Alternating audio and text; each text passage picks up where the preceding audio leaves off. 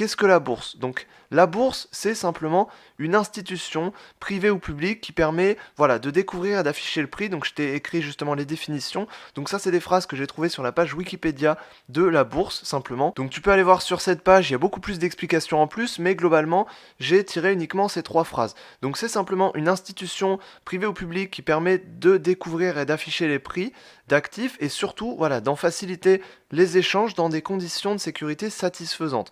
Donc en gros, c'est une institution qui nous permet d'avoir le prix de différents actifs et de pouvoir les échanger facilement en toute sécurité. Donc là-dessus, je pense que voilà, tu savais peut-être déjà à peu près ce que c'était, mais globalement, c'est une institution qui nous permet d'avoir le prix de différents actifs et de pouvoir les échanger facilement en toute sécurité.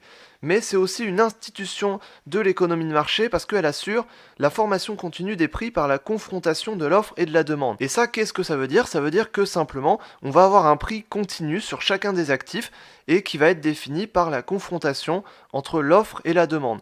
Donc on a une offre sur un actif, on a aussi une demande sur un actif, et la confrontation des deux va donner un prix, et ce prix va bouger avec le temps, donc c'est ce qu'on appelle la formation continue des prix. Le prix va se former continuellement et va varier sans cesse. Donc la bourse c'est aussi ça, c'est aussi voilà, une institution de l'économie de marché avec des prix qui vont fluctuer selon l'offre et la demande. Ça c'est important à savoir. Et ensuite, pour l'anecdote aussi, les bourses à la base c'était des bâtiments qui étaient destinés justement à accueillir le fonctionnement de la bourse, donc accueillir les opérateurs qui en assuraient le fonctionnement. Et donc ici, je t'ai mis l'affiche du Palais Brognard à Paris, donc c'est simplement le palais de la bourse, et à l'époque c'était ici que se faisaient les échanges par rapport à la bourse. Donc par exemple, si quelqu'un voulait acheter ou vendre un actif boursier, il devait se rendre dans ce bâtiment et échanger son actif boursier. Donc à l'époque, tout le monde ne se rendait pas dans ce bâtiment, mais ça pouvait se faire par un intermédiaire, mais globalement, à chaque fois que quelqu'un voulait passer un ordre, ça passait forcément par ce bâtiment. Aujourd'hui, maintenant, ça passe par des serveurs informatiques, tout se fait par Internet, donc c'est beaucoup plus facile et beaucoup plus accessible, mais à l'époque, ça se faisait tout dans un même bâtiment, donc dans chaque pays, il y avait un bâtiment qui correspondait à la bourse. Donc ça, c'est l'ancien palais de la bourse à Paris. Et aujourd'hui, il est plus utilisé directement pour faire des échanges boursiers, mais il est simplement utilisé comme un simple bâtiment historique. Ensuite, qu'est-ce que le trading en bourse? Donc une fois qu'on sait ce que c'est la bourse, qu'est-ce que le trading en bourse? Le trading, c'est effectuer des opérations d'achat et de vente sur les marchés financiers.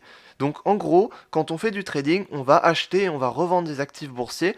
Et le but, quand on achète et quand on revend des actifs boursiers, c'est de réaliser de la plus-value. Donc l'objectif est de réaliser des gains par la spéculation à court terme en fonction des fluctuations de marché. Donc le marché va fluctuer selon l'offre et la demande, donc le prix d'un actif va varier, et quand on fait du trading, on va acheter et on va vendre un actif boursier dans le but de réaliser une plus-value, donc dans le but de réaliser des gains, simplement en spéculant à court terme sur la variation de ce prix-là.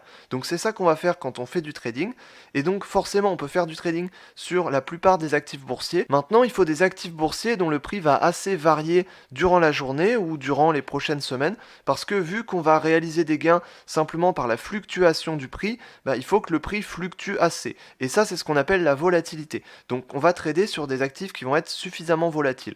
Mais sinon, dans l'idée, théoriquement, on peut trader sur n'importe quel type d'actif en bourse.